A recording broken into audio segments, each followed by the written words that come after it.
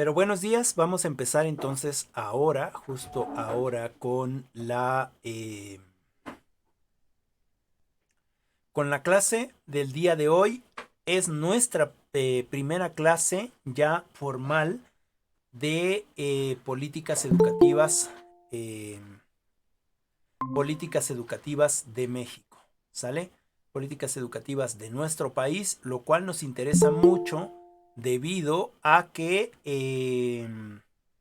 pues somos precisamente nosotras las que vamos a salir a trabajar en el ámbito educativo, ¿no? Y nos interesa mucho estar precisamente eh, involucradas con las políticas que tienen que ver con la educación, ¿no?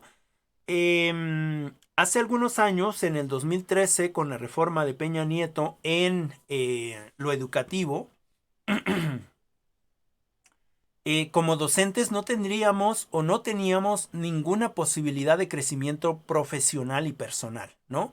De hecho, tanto era así que pregunten ustedes con sus compañeros o con sus profesores o profesoras cómo les iba a ellos o cómo nos iba a ir en este sentido de la reforma de educación en 2013, que de educativa no tenía nada, ¿no? Y cómo había una presión, una coerción, una, eh, una violación de los derechos de los trabajadores, ¿no? Se les proponía hacer un examen que se supone que les ayudaría para, eh, digamos, avanzar en el ámbito educativo con respecto a lo económico y que sin embargo era una evaluación punitiva, ¿no? Es decir, vulneraba tus derechos en el sentido de que eh, solamente era una evaluación para justificar si te podía correr de este trabajo magisterial. ¿No? Porque, como sabremos bueno, como sabremos o como sabemos, la educación es un gran negocio, ¿no? La educación es un gran negocio en el sentido del capital. Por eso es que existen infinidad de escuelas que son precisamente privadas, ¿no? Que son privadas y que pues gracias a un pequeño pago a la SEP se hacen ricos o obtienen sus recursos económicos vendiendo educación de baja calidad, ¿no? Es decir, no es verdad que todas aquellas... Estoy en clase, niño. ¿Qué necesitas? ¿Eh? Una disculpa, mi sobrino me viene a regañar. Ah, es que quiere algo, permítanme. Ándale. Les decía, no es del todo cierto que las escuelas privadas son las mejores, ¿no? Es decir, muchas de esas escuelas privadas donde hay que pagar son escuelas que son hechas por personas que no tienen ni idea de educación, pero que sí tienen idea de cómo obtener más ganancias con lo educativo, ¿no? Tanto es así que pongamos una escuela de computación, por ejemplo, ¿no? ¿Qué pasa con la escuela de computación? Dentro del plan que te proponen eh, para aprender, tienen un plan, por ejemplo, de aprender Word o de aprender Excel o de aprender PowerPoint y te ponen 2 años para aprender esas herramientas tecnológicas. Cuando, si nos apuramos, en 6 meses puedes aprender lo básico, lo intermedio y quizás hasta lo profesional del manejo de esas herramientas.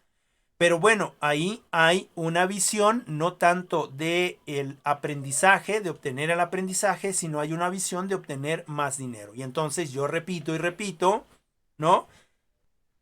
Para que mi propuesta curricular no se me acabe en poco tiempo. Bien, ese es un ejemplo, ¿sale? Y entonces en ese sentido, no todo lo privado es lo mejor. Es cierto que hay escuelas privadas que tienen una calidad educativa extremadamente buena, ¿no? Pero también hay eh,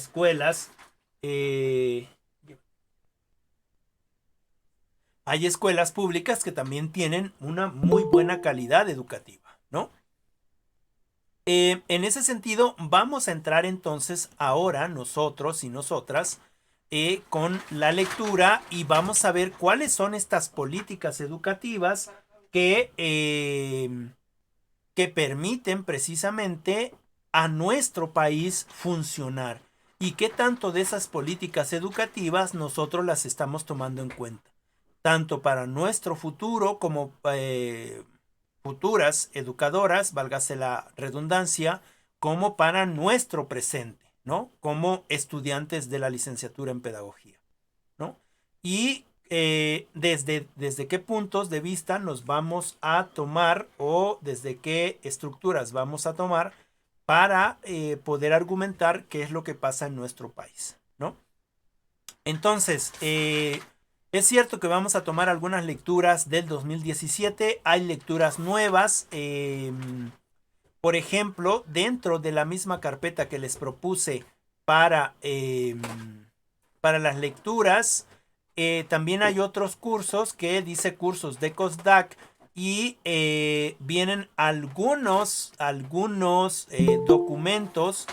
Vienen algunos documentos que tienen que ver con la nueva escuela mexicana, que es precisamente el nuevo modelo educativo que se está implementando en este sexenio, ¿no? Es decir, Luis Dush, no, hoy se me fue este autor, ahorita les comento.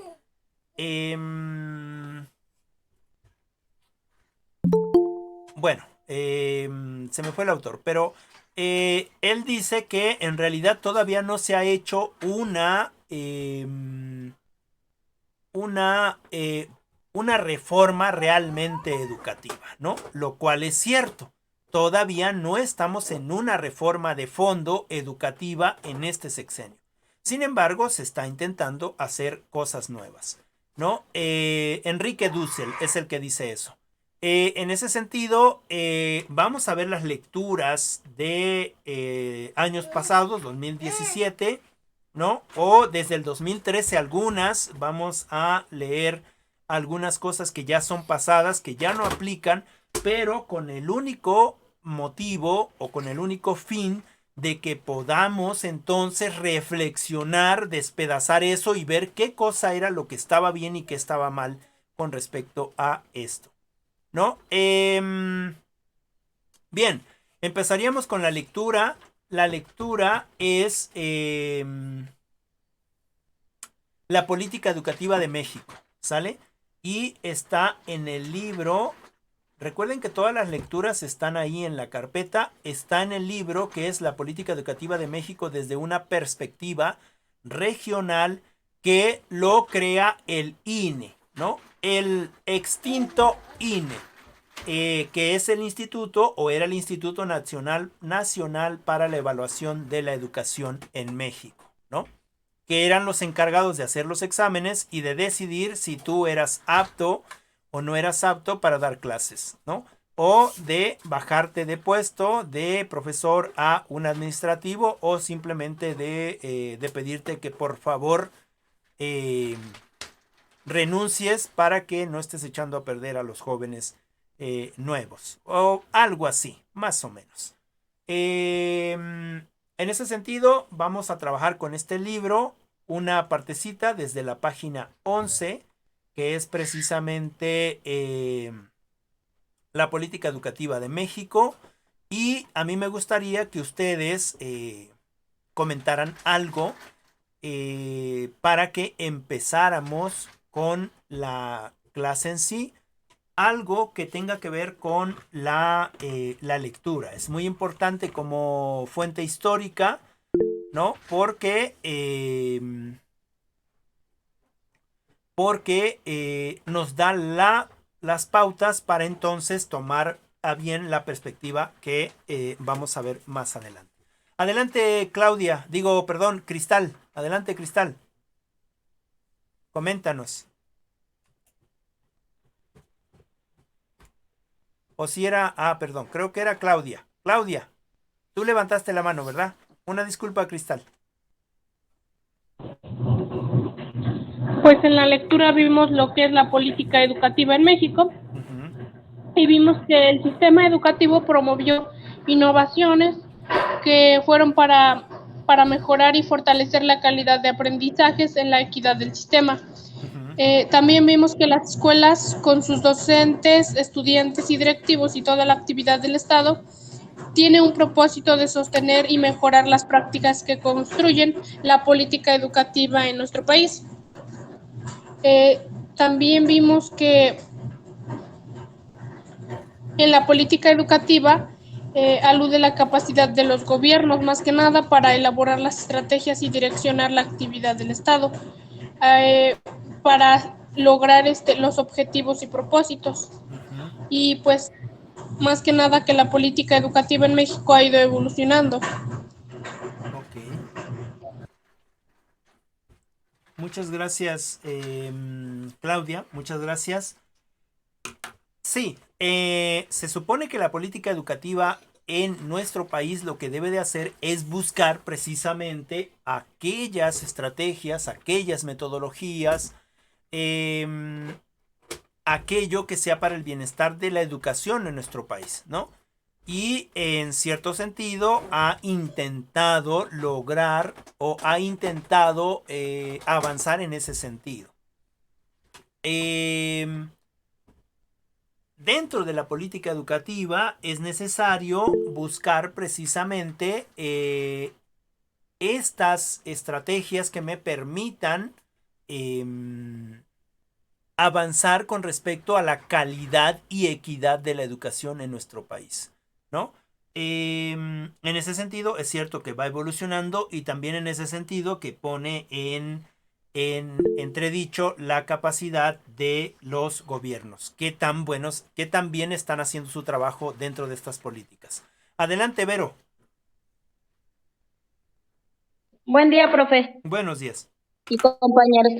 También, bueno, en lo que yo tengo de la lectura, es que Ujú. la política educativa era la que se encargaba también o la que buscaba un derecho a una educación de calidad. Ok. También nos decía y nos hablaba un poco de las modalidades de educación, que en este caso pueden ser escolarizadas y no escolarizadas. Creo Ujú. que me parece que ayer en una clase comentábamos eso del aprendizaje que se daba y que se iba dando de forma cotidiana con lo que íbamos viviendo. Ujú. Entonces también nos comentaba de las diferentes etapas del estudio que comenzábamos desde el nivel preescolar y de Ok. la educación también. Algo que me llamó la atención y como me dedico a ese ramo, Ujú. también hablaba de la educación que brindaba el servicio CONAFE, que era Ajá. la que se impartía a comunidades marginadas. Entonces, pues me involucro en eso porque he trabajado en ello y coincido que sí, sí tiene razón. Ok. Ok. Muchas gracias, Vero. Muchas gracias. Sí, efectivamente, la política educativa en nuestro país engloba todas las ramas de la educación. Cuando hablamos de la educación escolarizada y la educación no escolarizada, no estamos tanto hablando de la educación formal y de la educación informal que platicábamos ayer. Estamos hablando de la educación formal, pero que puede ser escolarizada y que puede ser no escolarizada. Es decir, que hay una educación formal, por ejemplo, en alguna universidad, la UNADEM, es una educación formal, es decir, hay que ir a clases en cierto momento, hay que subir las actividades en cierto momento, es decir, es formal totalmente, pero no es escolarizada, es a distancia, es decir, es cierto que yo tengo que ir a clases, pero las clases ya están pregrabadas ahí en la plataforma y yo puedo entrar quizás a las 10 11 de la noche cuando nadie más está, ¿no? O puedo entregar las actividades en un periodo de tiempo, pero no forzosamente tiene que ser mañana o pasado, sino puede ser a lo mejor eh, en la noche, pues, cuando yo tenga el espacio. Entonces, en ese sentido de la educación escolarizada y no escolarizada. Claro que también dentro de la no escolarizada ya entra la educación no formal, ¿no? Que también puede ser una educación que no está dentro de una institución, pero que también es educación, ¿no? Con respecto a las diferentes etapas de la educación, es decir, la política en nuestro país se enfoca a toda la educación en nuestro país. En ese sentido, la educación preescolar tiene que ver quiénes son los que van a estar dirigiendo la educación preescolar, sus profesores, sus instituciones, los libros de texto, es decir, tiene que ver todo lo que necesita la educación preescolar, ¿no? También tiene que ver todo lo que necesita la educación primaria, butacas, salones, profesores, pizarrones o pintarrones, si necesitan proyectores, si necesitan televisor, es decir, esta política educativa es la que debe de administrar todas esas necesidades en todos los ámbitos educativos, ¿no? Desde preescolar hasta universidad, ¿no? Y incluyendo esta educación que se encuentra, digamos, auspiciada por otras instituciones, como por ejemplo CONAFE.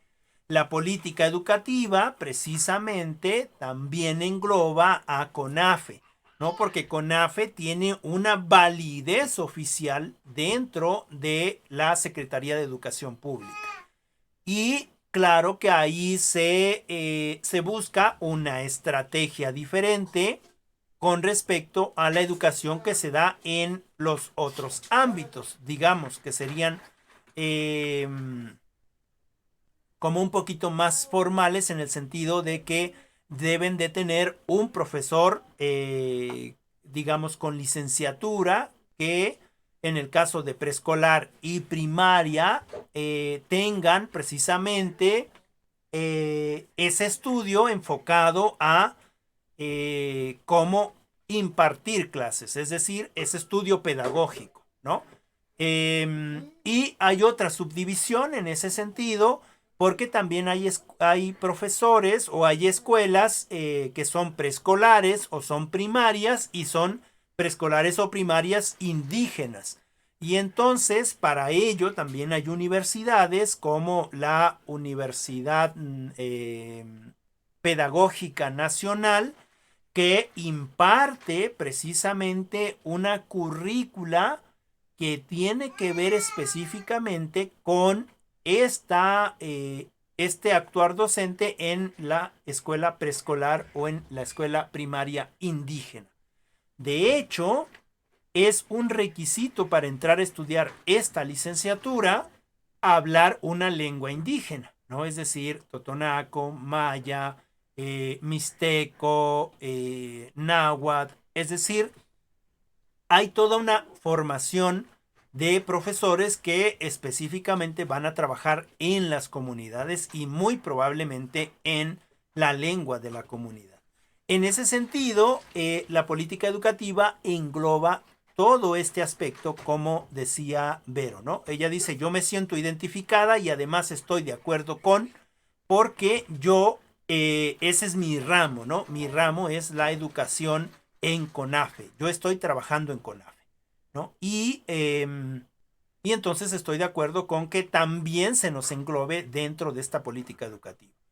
Además de estar de acuerdo, es necesario saber qué es lo que nosotros nos toca por derecho con respecto a esta educación, ¿no? Es decir,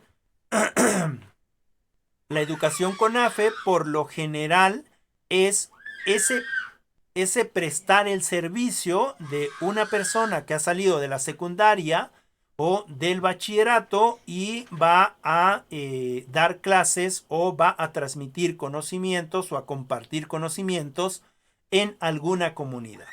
Por lo general, dentro de esa comunidad es donde él o la docente, ¿no?, que está prestando un servicio, se queda dentro de la comunidad, ¿no? Es decir, ahí come, convive con la comunidad aprende las costumbres de la comunidad y es más, en ocasiones se vincula con la comunidad apoyando en las actividades de la misma, ¿no? Ese es el propósito de la escuela CONAFE. Además de que obviamente se le da bueno, no puedo decir que es un pago, sino es una gratificación, digamos, por su apoyo en el seguir creando educación para las personas o los niños que están en un contexto marginal, ¿no? Y también se les propone que si quieren seguir estudiando, bueno, se les puede apoyar con una beca, que tampoco es mucho, pero bueno, ya es una ayuda para seguir avanzando en nuestras metas educativas. Entonces, sí es muy importante este programa porque se podría decir de manera vulgar que mata dos pájaros de un tiro. Es decir, ayuda al enriquecimiento cognitivo de los y las alumnas en contextos marginales y después a la persona que estuvo apoyando también se le ayuda con la posibilidad de que pueda encontrar un espacio educativo, ¿no? Y bueno, en estos tiempos los espacios educativos que tenemos son más abiertos, ¿no? Si queremos seguir profesionalizándonos, tenemos varias instituciones. Por ejemplo, esta institución, que es, digamos, a mitad de la semana, pero solo 3 días y los demás días podemos irlos trabajando, o también trabaja los días sabatinos, ¿no? O podemos entrar también en el sentido de que quisiéramos estudiar lo que estamos estudiando ahora, ¿no? En la Universidad Pedagógica Nacional, que también tiene licenciaturas sabatinas, ¿no? Muy intensas, pero que también están funcionando y entonces nos abren las posibilidades para más. Muchas gracias, Vero. Vamos a escuchar a otras dos compañeras. Carla, ¿nos puedes comentar algo?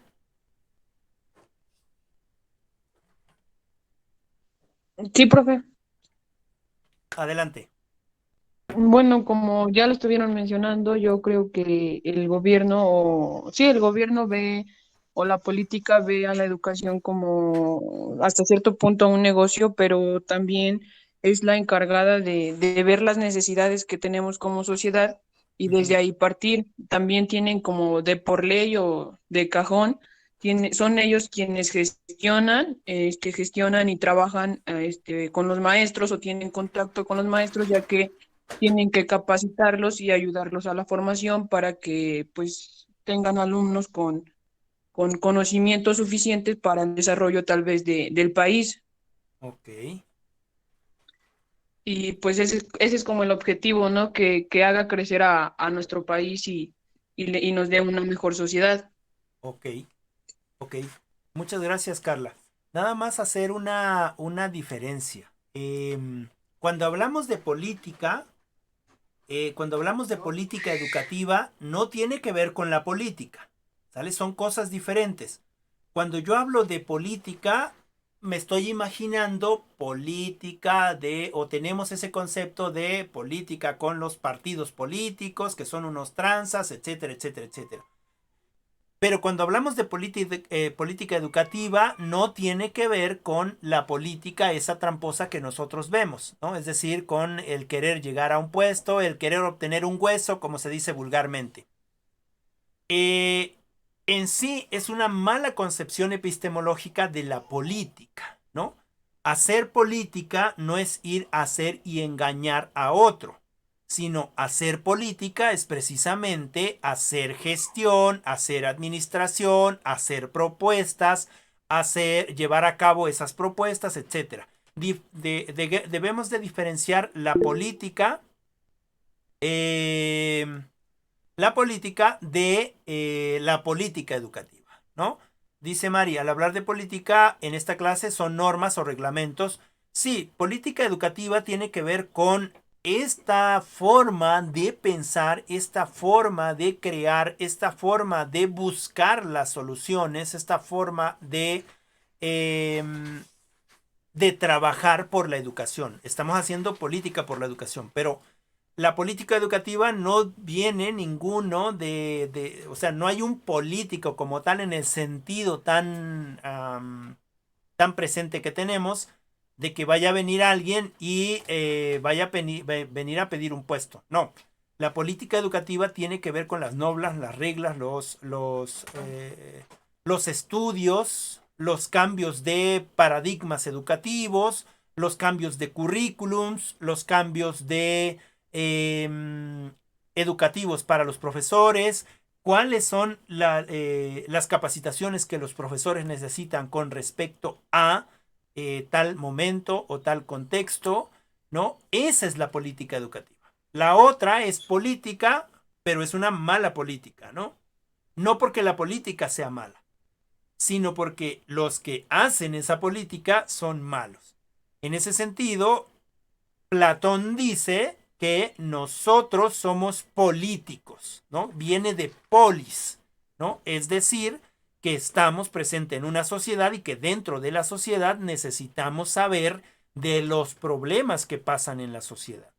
Así es que nosotros, nosotras que estamos aquí presentes, y que me acuerdan que les pase yo su asistencia en un momentito, no les pasé al principio, que estamos aquí presentes, debemos de ser políticos, ¿no? Debemos de ser políticos, saber precisamente qué es lo que está pasando en nuestro contexto y cómo es que vamos a exigir precisamente que esto que estamos viviendo mejore o deje de ser lo que está haciendo, ¿no? Cuando hablamos de política educativa, entonces hablamos de todas esas estrategias que el gobierno, en este caso la SEP, tiene que realizar para que efectivamente este conocimiento que vamos a alcanzar o este conocimiento que estamos compartiendo a los niños y las niñas sea precisamente un conocimiento de calidad. No en este sentido de ser conocimiento técnico y de ser conocimiento memorístico. No necesitamos ese conocimiento. Necesitamos un conocimiento para la vida, es decir, un conocimiento que le permita al niño, a la niña, al joven, a la señorita, tener las herramientas para que cuando salga a la vida, cuando sea independiente, ¿no? No tenga tanto problema en resolver los problemas cotidianos de la vida. ¿Por qué? Porque ya se le preparó para ello, ¿no? No sé si a nosotros nos pasó en algún momento cuando salimos de la prepa que hasta la prepa estábamos seguros, ¿no? Y saliendo de la prepa nos enfrentamos a otro mundo y dijimos, ay, Dios mío, ¿y ahora qué? ¿Qué voy a hacer de ahora en adelante? ¿No? Ya salí la prepa, hasta aquí tenía yo planeado, hasta aquí me sentía yo seguro. ¿Y ahora? ¿Hacia dónde voy? ¿Cuál es el camino a seguir? ¿No? Muchos de nosotros escogemos la universidad, otros escogemos trabajar, otros escogemos ser madres o padres. Es decir, es precisamente ahí en esta salida de la preparatoria donde dejamos de estar seguros y ya no sabemos qué esperar del futuro. Y eso es lo que necesitamos nosotros trabajar con nuestros jóvenes, ¿no? Y eso es lo que necesita también visualizar la política educativa en México. Muchas gracias por la participación. Mari, coméntanos algo. Sí, profe. Adelante. Bueno, en la lectura decía que en el marco de de la investigación de los estudiantes, las escuelas, de la política educativa en México, se define a la política educativa en dos sentidos, que en el primero era como el flujo articulado, direccionado de bienes, de servicios, donde el Estado garantiza el derecho a la educación, pues desde el nivel preescolar hasta la educación media superior. Y en segundo lugar, que la política educativa es la capacidad de los gobiernos para sostener, para sostener y elaborar estrategias para la educación. Ok. Mm, Ok. También decía que en cada momento, la responsabilidad del gobierno en la política educativa se enfrenta con un sistema en un funcionamiento, con su dinámica y su historia, en el cual se pretende mantener vivo y mejorar la educación. Ok. Y ya. Ok. Bueno.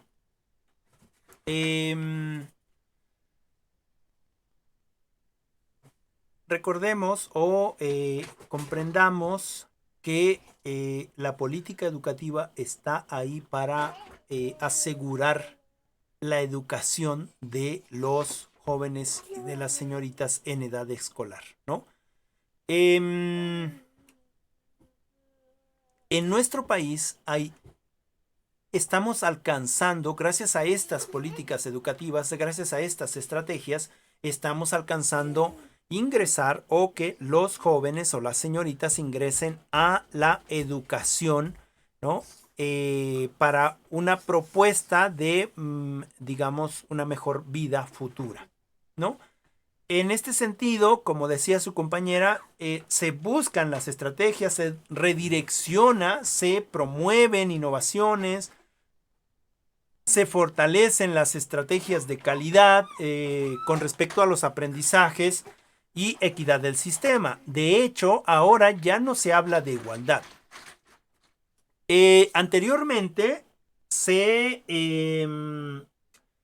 intentaba poner a todos iguales, ¿no es cierto? Es decir, cuando íbamos nosotros a la escuela, seguramente a ustedes también les ha pasado, aunque son relativamente jóvenes, pero cuando empezamos nuestra escuela preescolar o nuestra escuela primaria, todos íbamos uniformados, ¿no es cierto? Es decir, todos llevábamos el mismo color de falda, todos llevábamos el mismo color de suéter, la misma camiseta o en su defecto el mismo pantalón en el caso de los hombres, el mismo suéter, etcétera. Es decir, nos homogenizaban, ¿no? Nos homogenizaban. Y en ese sentido se buscaba la igualdad, ¿no? Pero quizás, por poner un ejemplo, yo y Vero íbamos a la escuela al mismo lugar, ¿no? Y aunque íbamos vestidos, uniformados de la misma manera, quizás yo iba bien comidito, ¿no? Bien bañadito, bien limpiecito, porque quizás mi contexto económico era mucho mejor que el de Vero, ¿no? Y Vero iba soñolienta porque trabajó hasta noche ayudando a su papá o a su mamá y a lo mejor fue sin desayunar, ¿no? Y entonces, pues, obviamente hay una diferencia, ¿verdad? No somos iguales, en el sentido de que hay diferencias también con respecto a la calidad de vida, ¿no? Es decir, dos niños o dos niñas pueden ser de la misma, del mismo contexto social, es decir, del mismo pueblo, ¿no? Y llegar a la escuela y en la escuela uno rendir más que el otro. El primero a lo mejor va bien comido, el segundo apenas si se peinó, medio se arregló porque papá y mamá no tienen el tiempo para hacerlo.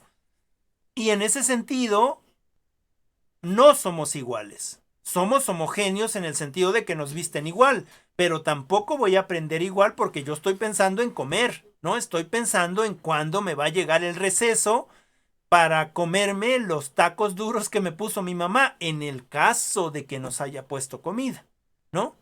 En el caso de que no nos haya puesto nada, pues nos vamos a ir al receso a jugar intentando olvidar por un rato esa sensación de hambre, ¿no es cierto? No hay equidad, hay igualdad, estamos homogéneos, pero no existe precisamente esa igualdad. ¿Qué es lo que intenta hacer esta política educativa? ¿No? La política educativa, viendo precisamente estas diferencias, se intenta redireccionar e intenta mejorar la calidad de los aprendizajes, ¿no? Pero aunque tú pongas a un buen profesor con mucha experiencia, con mucha metodología, Vero no me va a poner atención. ¿Por qué? Porque está pensando en comer, ¿no? Porque no dejó desayunado. Entonces, su atención va a estar desviada. ¿Qué es lo que hace o qué es lo que intenta hacer la política educativa? En este sentido, pues buscar esas estrategias o esas metodologías para que todos y todas podamos acceder de una manera equitativa a la educación, ¿no? En ese sentido, se intenta buscar estos desayunos calientes que no tienen un gran costo y que sí podemos, digamos, ir y desayunar, ¿no? Y que todo mundo va a desayunar ahí, porque también en ese sentido hay que buscar la equidad, ¿no? Ah, es que tú vas a los desayunos calientes porque estás jodido. Pero a mí mi mamá me pone mis tortitas. Y mira, mi torta tiene jamoncito, tiene su mayonesa, tiene sus frijolitos. Es decir, hay una... hay una desigualdad. ¿Qué es lo que tiene que ver la política educativa? Pues precisamente acortar esas desigualdades.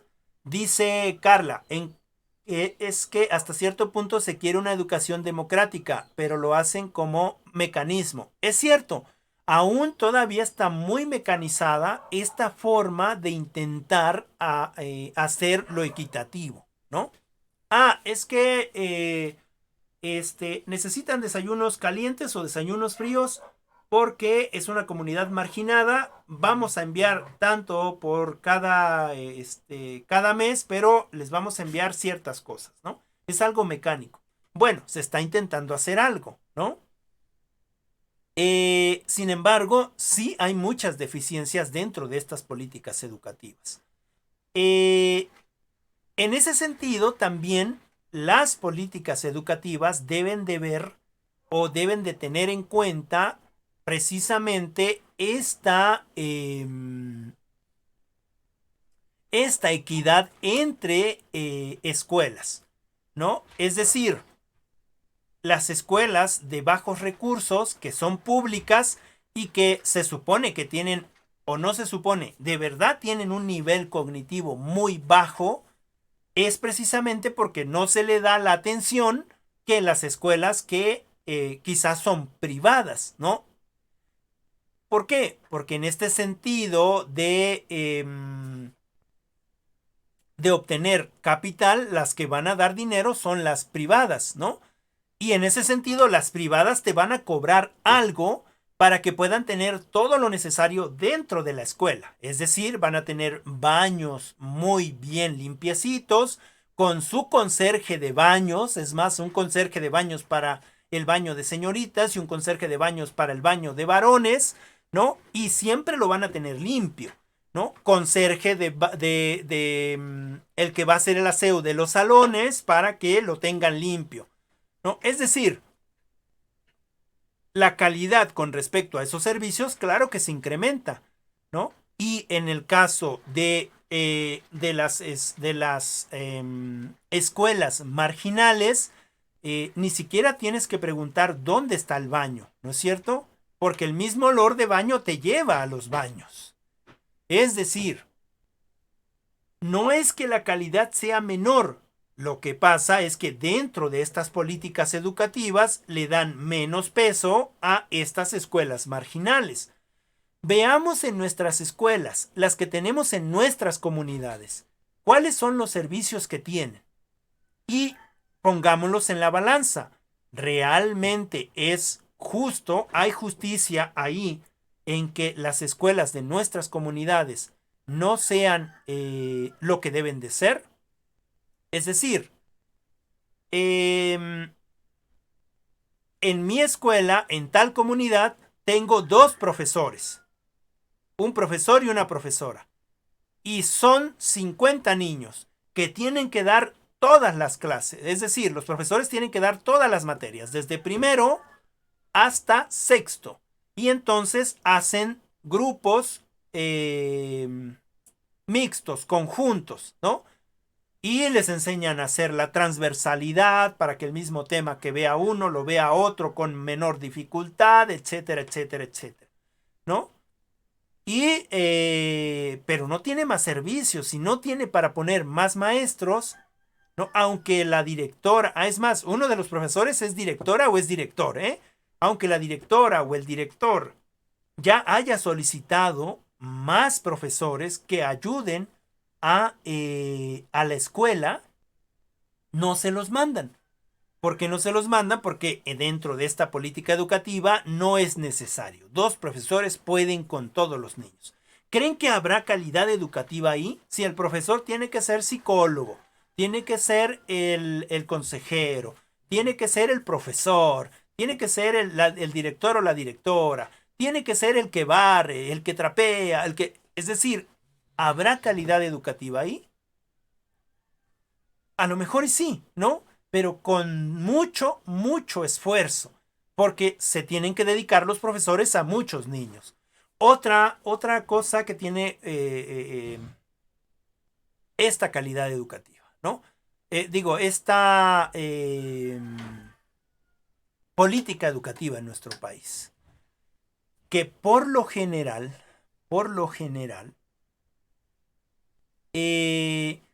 los espacios educativos están descuidados, ¿no? Por lo general los espacios educativos están descuidados. Y por lo general se hace o se apoya de los padres de familia para que nos ayuden a pintar, para que nos ayuden a cortar. Pero eso implica que nosotros los docentes también estemos apoyando y en consecuencia los niños pierdan una clase, ¿no?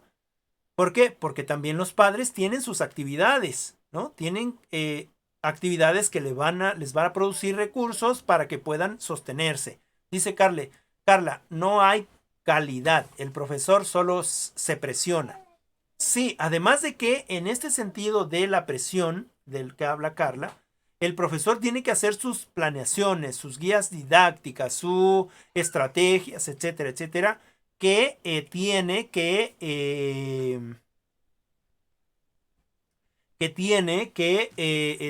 entregar. Y en ese sentido, a veces o no a veces, sobre todo en los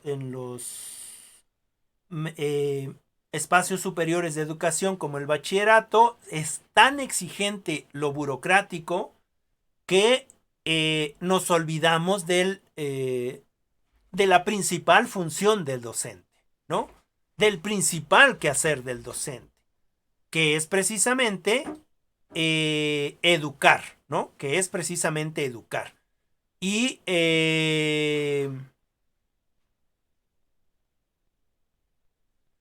que a veces nos decantamos por lo burocrático. Es que hay que hacer esto. Ah, bueno, entonces dejas a los alumnos, les pones una actividad, ¿no? Y te vas a hacer lo que es urgente para allá. Los alumnos entonces no son urgentes. Esa es algo de lo que nosotros deberíamos de exigir de la política educativa. Por lo general, en este periodo me parece que están cambiando las cosas, ¿no? Un poco más las cosas.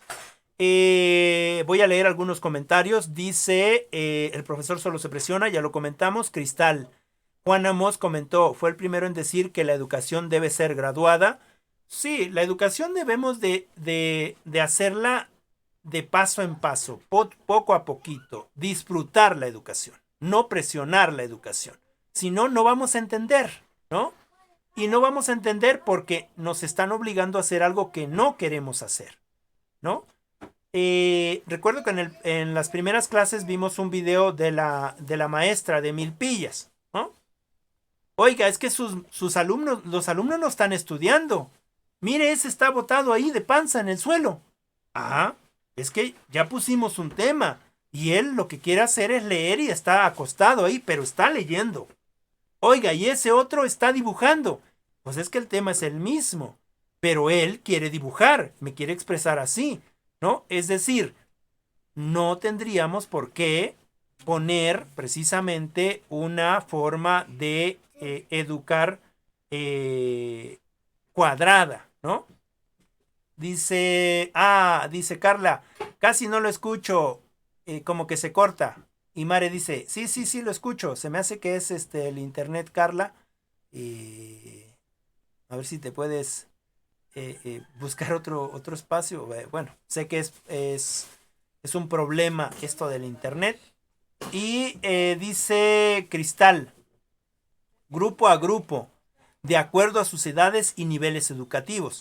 Sí, es cierto también, jóvenes, es cierto, señoritas, que en el caso de CONAFE, y no me va a dejar mentir Vero, en el caso de CONAFE, a veces dentro de una población o dentro de una comunidad, la comunidad es muy pequeña y entonces tenemos alumnos en varios niveles. Quizás podemos tener un alumno en sexto, podemos tener un alumno en quinto, otro en cuarto, otro en tercero, otro en segundo y otro en primero, ¿no? Y entonces no podemos mandar a un profesor para cada uno de esos alumnos. Ahí es donde sí se debe de trabajar la transversalidad, o digamos que son 2 alumnos o 3, es decir, no digo que la transversalidad está mal, porque se ha propuesto como estrategia para que todos empecemos a avanzar en nuestro cotidiano aprender, ¿no? Lo que digo es que hay espacios en donde son muchos niños y ahí es donde se debería de trabajar por alumno. Digamos, son 60 niños y cada grupo tiene 10 niños, o son 50 niños y cada grupo tiene de 10 a 15 niños. Es una locura no mandar a un profesor para cada grupo, ¿no es cierto? A lo mejor está en primero, en tercero, en quinto, en sexto. Es decir, sí es importante diferenciar, ¿no? Por ejemplo, CONAFE ocupa mucho esta parte de usar la transversalidad, lo cual es una estrategia perfecta, ¿no? Nosotras necesitamos también trabajar esta transversalidad, saber que las materias no están separadas, ¿no? Que las materias tienen su justo espacio en donde se parecen, es decir, en donde podemos vincular la educación. Déjenme leer otros. Dice Carla, ya escucho mejor. Sandra, la Maltiguala, no sé qué quieres decir, Sandra. Ojalá y nos puedas explicar un poquito más. Y en ese sentido,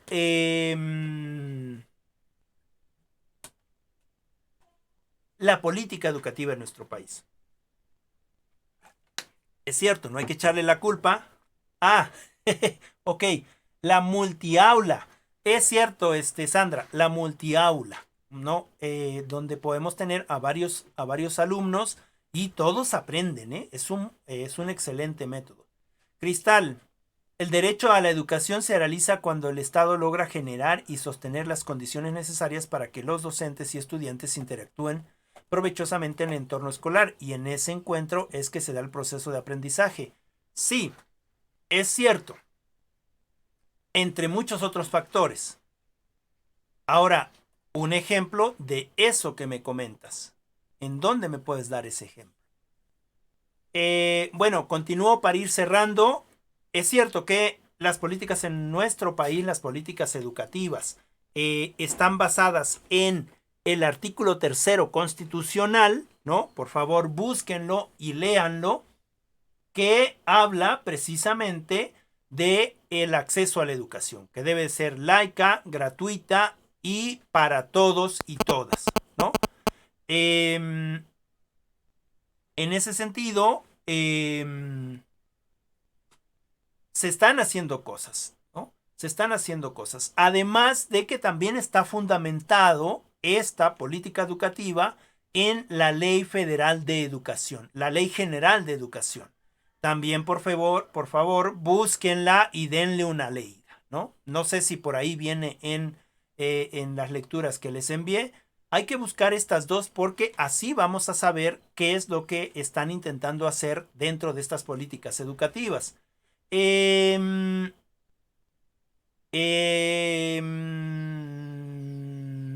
Ok, ya lo mencionó un poquito algunas cosas Cristal, que es para sostener, elaborar estrategias, direcciones, etcétera. Lo hemos estado mencionando, ¿no? ¿Cuál es la estructura del sistema mexicano? ¿No? El sistema mexicano está dado o anteriormente estaba dado, me parece que ya cambió el artículo 3º constitucional, donde se hacía obligatorio la educación preescolar, primaria, secundaria, y me parece que el bachillerato era decisión de cada uno, ¿no? Es decir, era obligación de los padres de familia llevar a sus hijos a la educación desde preescolar hasta secundaria, ¿no? Actualmente ya tenemos que es obligación o ya es, digamos, hasta el bachillerato y se está pugnando para que en la universidad también se dé la obligatoriedad, ¿no? Tanto es así que la nueva administración está becando a los alumnos y a las alumnas de universidad, ¿no? Para que este proceso cognitivo siga. ¿En qué sentido? En este sentido político educativo de que un país educado va a salir más adelante que un país que es ignorante. Y es ignorante el país porque no se le da la oportunidad de seguir estudiando, ¿no es cierto? No es porque no querramos. Si nosotros preguntamos a nuestros padres o a nuestros abuelos hasta qué momento ellos pudieron estudiar, muchos de ellos te van a decir, es que yo no estudié, mijito. O es que yo solamente estudié hasta segundo de primaria. O los más quizás preparatoria. Quizás hay algunos que sí hayan tenido la universidad, ¿no? Entonces, eso se intenta con las nuevas políticas educativas. Ahora, las nuevas políticas educativas incluyen la equidad de género, ¿no? Que eso no se lleve a cabo en nuestras comunidades, es decir, que los papás o las mamás piensen que las mujeres no deben de estudiar por el hecho de ser mujeres y por el hecho de que van a tener hijos en algún momento, eso está intentando también trabajar estas políticas educativas. Es obligación de los padres de familia educar a los hijos cuando menos hasta la prepa, hasta la preparatoria o el bachillerato. Y también es obligación de los padres respetar la decisión de los hijos o de las hijas en el sentido de querer seguir estudiando, ¿no? En el sentido de querer seguir estudiando. En ese sentido, es parte de la educación. Perdón, es parte de la política educativa. Y también, en este sentido que comentaba Vero, también tenemos al Consejo Nacional de Fomento Educativo, el CONAFE, que intenta desarrollar o que intenta aportar su granito de arena con respecto a la educación. ¿Sale? En este sentido se usa mucho el modelo educativo multigrado. Es decir, un solo profesor puede dar de manera transversal, ¿no?, varias materias. Y bueno, dentro de este tamaño de la educación, dentro de este tamaño de la educación, tenemos los niveles, ¿no? Que son preescolar, que actualmente me parece que ya es obligatorio o ya es,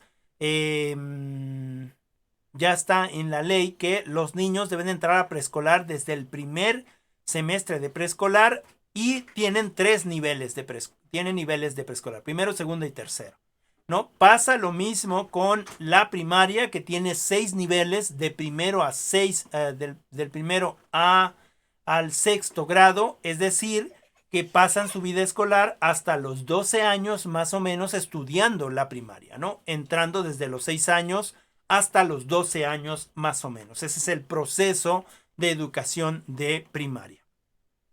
De ahí hay un tercer nivel, que es precisamente el de secundaria, que también tiene tres niveles, primero y segundo año, ¿no? En ese sentido, más o menos la edad escolar de cuando salen estos muchachos de clase o de la secundaria es a los 15 años o a los 16. Y de los 16 a los 18 o de los 15 a los 18 o a los 19 es la edad escolar de la preparatoria, ¿no? O del bachillerato. Y de ahí en adelante, los niveles de universidad que querramos, es decir, por lo general son 4 años, ahí ya son 4 años o 4 años y medio de universidad, o en el caso de nosotras, 3 años, y de ahí nosotros decidimos o nosotras decidimos si queremos ir a una maestría o a un doctorado posteriormente. Entonces, la cantidad de años que nosotros decidamos estudiar va a implicar por lo menos 24 años, es decir, desde los 4 años que entramos al preescolar hasta los 24, 25 años que salimos de la universidad, ¿no? En ese sentido, el tamaño de la escolarización en nuestro país, y que está precisamente dado por estas políticas educativas. Ahora, dentro de estos espacios educativos existen diferentes o múltiples formas de educación, ¿no? Por ejemplo, el preescolar y la primaria no hay de otra, se tiene que estudiar el preescolar y la primaria, pero en la secundaria existe secundaria técnica, telesecundaria, secundaria agrónoma, es decir, existen varios espacios educativos que corresponden al mismo nivel. Pasa lo mismo en el bachillerato, ¿no? O en la prepa, que hay preparatoria como CONALEP, CEBETIS, etcétera, ¿no? Y en ese sentido tienen el mismo nivel. Claro que algunas de estas escuelas ya los forman a los alumnos como técnicos, ¿no? Como técnicos en alguna especialidad dentro de la institución. Y bueno, podríamos ir siguiendo, pero ya son 12:14, entonces yo le voy a ir dejando aquí. Nada más comentarles, como para ir cerrando, que dentro de estas políticas educativas también intervienen en ciertos aspectos específicos, como por ejemplo el mapa curricular o la currícula que va a llevar cada uno de estos niveles educativos, ¿no? Y es también parte de la función de la política educativa definir, además de la currícula o del mapa curricular, definir los contenidos o los materiales didácticos dentro de este mapa curricular, para llevar a un buen cauce este proceso de enseñanza-aprendizaje. ¿Sale? Otro foco de intervención importante de estas políticas educativas, pues tiene que ser la infraestructura, es decir, los espacios físicos donde van a estar los alumnos, ¿no? Y dentro de esos espacios físicos, es decir, la infraestructura, también se necesita la intervención de el equipamiento y la dotación tecnológica o la dotación en recursos humanos, es decir, profesores, administrativos, directores, etcétera, que van a hacer funcionar a esta institución como tal, ¿no? Y un tercer aspecto de intervención de la política tiene que ver con lo que alguna de ustedes comentaba, que ahorita no recuerdo quién fue, pero tiene que ver precisamente con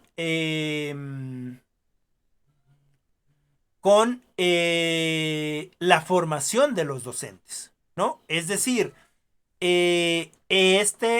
estas políticas educativas tienen que poner las pautas, los reglamentos, lo necesario que debe de tener un profesional para poder compartir la educación.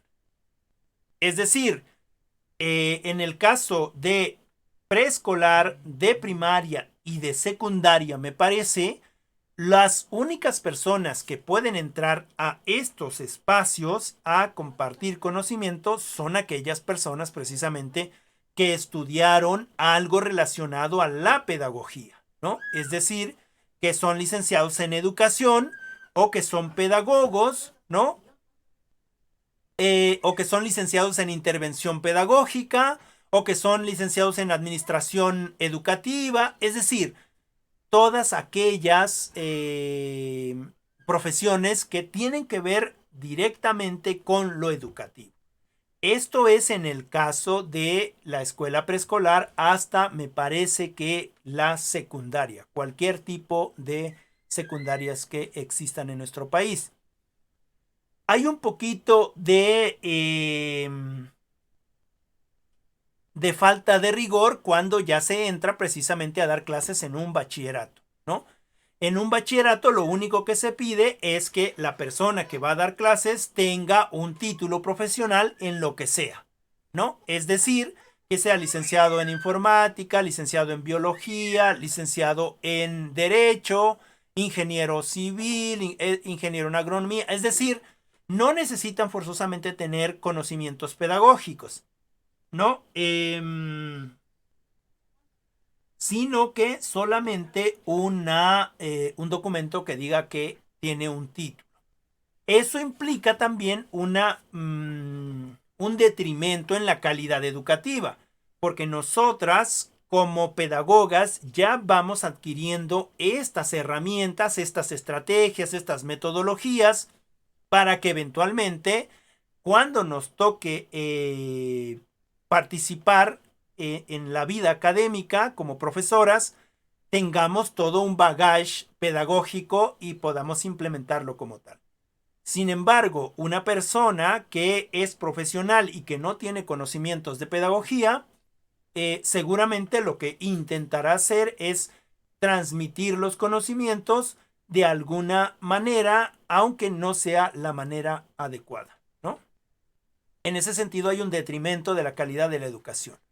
Y este se incrementa un poco más cuando la persona que va a dar la clase, es decir, el profesional, tiene conocimientos y muy extensos en su área, ¿no? Podría ser tecnología, pero no tiene conocimientos en biología y le piden que dé biología, ¿no?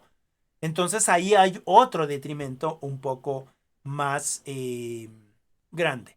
En ese sentido, se debería de proponer a estas políticas educativas que sean, cuando menos hasta el bachillerato, personas que han estudiado quizás su carrera, pero que tienen conocimientos pedagógicos, ¿no? Para combinar estas o ambas materias. Sin embargo, en ese proceso también de esta desventaja con respecto a la pedagogía digamos, en este nivel académico, en el bachillerato, también es obligación de las políticas educativas en nuestro país, es obligación de precisamente de proponer formación profesional a los profesionales, ¿no? Y formación profesional ya en educación. Se me pasó un comentario por aquí, dice el derecho a la educación, dice Cristal, el derecho a la educación se realiza cuando el Estado logra... Ah, no, ese ya lo habíamos leído, ¿verdad? Entonces, es eso. Tres cosas. Primero, ve el mapa curricular, ¿no? Esa es una de las funciones de la política educativa en nuestro país. Mapa curricular. ¿Qué es lo que estamos estudiando nosotros y por qué estamos estudiando eso? Y cuáles son los contenidos que van a venir dentro de esos mapas curriculares, ¿no? Y para fortalecer la enseñanza-aprendizaje. El segundo, la infraestructura, ¿no? Es responsabilidad de las políticas educativas dotarnos de infraestructura para que tengamos una mejor calidad educativa. Teniendo un buen pizarrón, teniendo equipo de cómputo, teniendo buenas butacas, etcétera, etcétera. Una biblioteca en nuestro espacio, ¿no? O conexión cuando menos a internet, específicamente con páginas educativas. Entonces vamos a, en consecuencia, tener una mejor calidad educativa. Y la siguiente es precisamente la contratación de personal de acuerdo a los estándares con respecto a la misma, es decir, que sean docentes, es decir, que hayan estudiado para dar clases, y en el caso del bachillerato, la profesionalización, ¿no? Eres profesor eres ingeniero civil, bueno, pues ahora te vamos a capacitar en este proceso educativo, darte estrategias pedagógicas, darte recursos didácticos para que tú hagas esas combinaciones, ¿sale? No significa que no haya también cursos para los profesores que están en primarias o en preescolares o en secundarias, ¿no? Los cursos son para todos en este sentido de seguir profesionalizando. Y bueno, le voy a dejar ahí, el tema es un poco más extenso y seguramente ustedes lo van a poder leer más. Adelante, Carla. Sí, profe, con lo que comenta, yo creo que por eso creo que los maestros de primaria y de secundaria tienen reunión cada fin de mes, ¿no? Ajá. Porque me parece que en el bachiller ya lo quitaron, pero cada fin de mes se reunían los profesores y me parece que tomaban así como, o buscaban como estrategias o planeaciones Ya. que hicieran que aprendiéramos y así. Ok. Sí, qué bueno que tocas ese punto, Carla. Bueno, yo también doy clases en el bachillerato, tengo la oportunidad de dar clases en el bachillerato, y a esas reuniones a las que te refieres les llamamos consejo técnico, ¿no? Y en el caso del bachillerato, al menos en Puebla, no se han eliminado porque aún ahora nosotros seguimos teniendo esos consejos técnicos virtuales, ¿no? Pero hablamos de la cotidianidad en la escuela con respecto a los que nos entregan trabajos, los que nos hacen preguntas, los que no entregan nada, cómo es que vamos a hacer para que ellos puedan, pues otra vez anexarse a esta vida educativa. Y eso es, esto de los consejos técnicos es precisamente para lo que comentas, ¿no? Para ver en qué se está fallando, para hacer una evaluación y ver de qué otra manera podemos nosotros abordar el problema o la situación de la que se trate. Y eso es importante y debemos de tenerlo en cuenta, porque eso no creo que desaparezca, ¿no? Es más, sería un error desaparecerlo, ¿no? No es una pérdida de tiempo. Es, digamos, para los muchachos, para los niños, para los del bachillerato, pues a lo mejor está bien porque no voy a ir a clases, ¿no? Pero tampoco ellos pierden el tiempo, ¿no? Es decir, nosotros estamos en este consejo técnico viendo estrategias, metodologías, viendo las formas didácticas en las que vamos a avanzar en los siguientes niveles o en los siguientes espacios o en las siguientes semanas, en los siguientes días, y los jóvenes en casa deberían de estar viendo la materia o las materias que nos tocan, ¿no? Es decir, para que la siguiente clase nosotros vengamos y solamente retroalimentemos, ¿no? No son vacaciones, digamos. Todos trabajamos, solo que unos trabajamos en este mejoramiento de la calidad educativa, que es finalmente lo que necesitamos hacer, ¿no? Salir con una calidad educativa mejor, educar para la vida, ya les había yo comentado eso. Y los alumnos o los discentes tendrían que estar trabajando en los temas, ¿no? En los temas de los que se trate. Pero sí, se sigue haciendo, al menos en el bachillerato o en los bachilleratos en Puebla sí. No sé si en Tlaxcala ya no, pero eso es una propuesta precisamente de las políticas educativas en nuestro país, ¿no? En este sentido de innovar y de seguir avanzando. Lo que cambió con la llegada de Moctezuma, que actualmente ahora ya no es Moctezuma, ya es la compañera Delfina.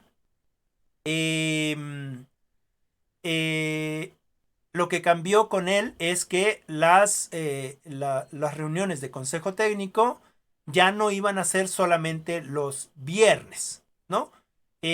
Podían ser cualquier día. Podrían ser cualquier día. Podría ser lunes, martes, miércoles, es decir, un día en específico, no forzosamente viernes, ¿no? Y la otra que también cambió es que este consejo técnico se hacía cada mes y ahora me parece que se hace cada mes, pero hay espacios en los que se hace cada 2 meses, ¿no? ¿Por qué? Porque hay espacios de vacaciones o hay días festivos, etcétera. Entonces hay días en los que no vemos a los jóvenes y sería poco rentable, por decirlo en un concepto administrativo, que se perdiera otro o que los jóvenes perdieran otro tiempo o otro espacio de clases, ¿no? Pero se siguen haciendo. ¿Alguien más tiene alguna pregunta? O no sé si tengas alguna otra cosa que comentar, Carla. No, profe, bueno, es que siempre he tenido como una espinita de que un día un profesor me dijo que cuando se suspenden las clases solo se pueden suspender los lunes y los viernes y no sé por qué tiene que ser así. Ok. Eso también tiene que ver con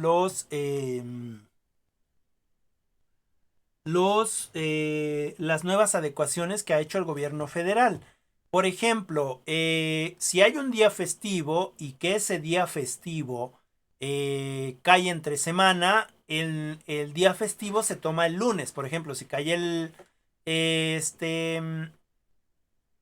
miércoles, se toma el lunes, ¿no? O el martes o el miércoles se toma el lunes, ¿no? ¿Por qué? Pues para tener una semana más larga. Es decir, yo salgo el viernes y el viernes salgo de clases y entonces la otra semana voy a faltar un día a clases, que es el día miércoles o el día martes, ¿no? Entonces es más lógico que yo recorra ese día para el principio de semana, ¿no? Y así ya no entro el martes. Digo, ya no entro el lunes, sino entro el martes y ya trabajo martes, miércoles, jueves y viernes. Todo de corrido, es decir, la semana completa, ¿no? Si el día festivo es día jueves o el día feriado es día jueves, entonces se trabaja el jueves, ¿no?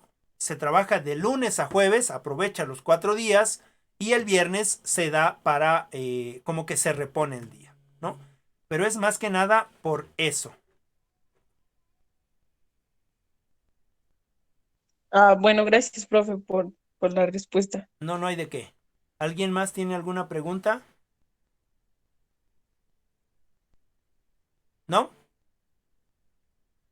Ok, espero no haberme extendido mucho con estas explicaciones. Sí les pediría que revisemos en algún momento las que nos toca en este sexenio, como la de la nueva escuela mexicana, porque precisamente es lo que necesitamos aprender, ¿no? Esto que estamos viendo es de un poco más histórico, ¿no? Bien, no me queda más que pues darles la tarea. Darles la tarea que es, déjenme ver, o los trabajos que van a hacer serían pedagogía, tercero, y es políticas educativas, ¿verdad?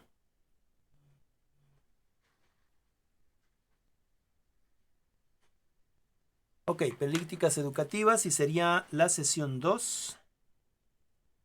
Sesión 2 y dentro de la sesión 2 tenemos el gobierno de la política educativa.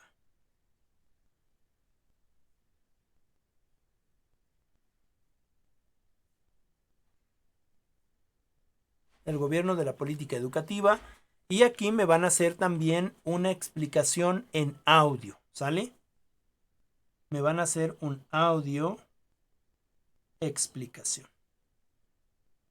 Me van a hacer una audio explicación. Es el mismo libro, es de la página 31 a la 40, entonces por favor leámoslo con cuidado, saquemos nuestras anotaciones, traigamos nuestras preguntas y por supuesto participemos dentro de la clase. ¿Sale? No sé si tengan alguna pregunta, alguna duda, algún comentario, algo que aportar. Las escuchamos. Ok. Ok. Todo bien, profe. Ok. Bueno, entonces le dejaría ahí. Nos vemos. Cuídense mucho. Profe, ¿no va a tomar asistencia? Ah, sí. Denme un segundito. Permítanme. Diga.